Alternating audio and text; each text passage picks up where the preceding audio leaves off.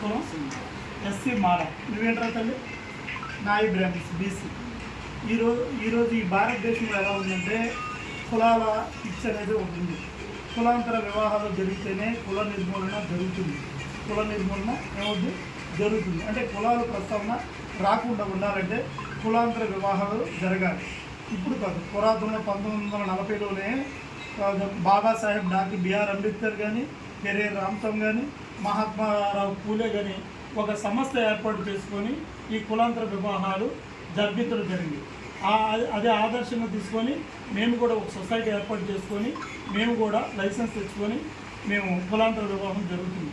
కనుక ఈ కుల నిర్మూలన జరగాలంటే మీరు కూడా కులాంతర వివాహాలను ప్రోత్సహించాలి. వేరే కులాలను ప్రోత్సహించాలి. చేసినప్పుడే కులాంతరం అనేది ఉండదన్నమాట. మనం ఇప్పుడు ఈరోజు మీకు వివాహం జరిగింది, కులాంతర వివాహం, సామాజిక వివాహం చేయడం జరిగింది. దాని ఆదర్శంగా మీరు తీసుకొని పవిత్రంగా జీవించాలి. అమ్మ సర్టిఫికెట్ సార్.